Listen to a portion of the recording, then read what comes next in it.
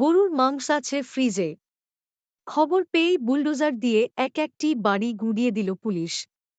গোপন সূত্রে খবর মিলেছিল নৈনপুরের ভাইওয়াহি এলাকায় বিপুল সংখ্যক গরু এনে রাখা ছিল কুরবানির জন্য। এই খবর পেয়েই পুলিশ অভিযান চালায়। উদ্ধার করা হয় ১৫০টির ও বেশি গরু। একজন অভিযুক্তের বাড়ির ফ্রিজ থেকে গরুর মাংস উদ্ধার করা হয়। ঘর থেকে উদ্ধার করা হয় গরুর চামড়া ও হাড়গোড়।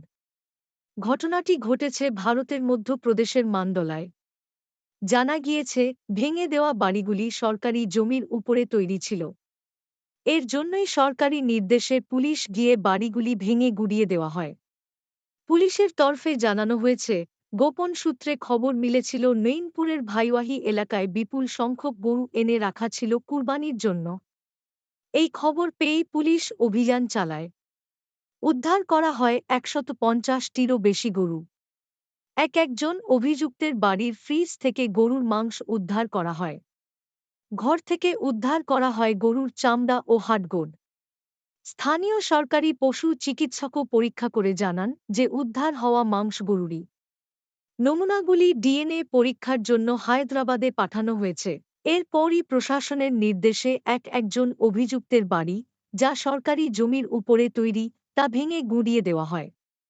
ইতিমধ্যেই এক অভিযুক্তকে গ্রেপ্তার করা হয়েছে। বাকি ১০ অভিযুক্তের খোঁজে তল্লাশি চলছে। প্রসঙ্গত, মধ্যপ্রদেশে প্রকাশ্যে মাছ-মাংস, ডিম বিক্রি নিষিদ্ধ। পাশাপাশি ২০১২ সালেই গোহত্যা প্রতিরোধ আইন কঠোর করা হয়েছে রাজ্যে। গরুর মাংস কেনাবেচা নিষিদ্ধ।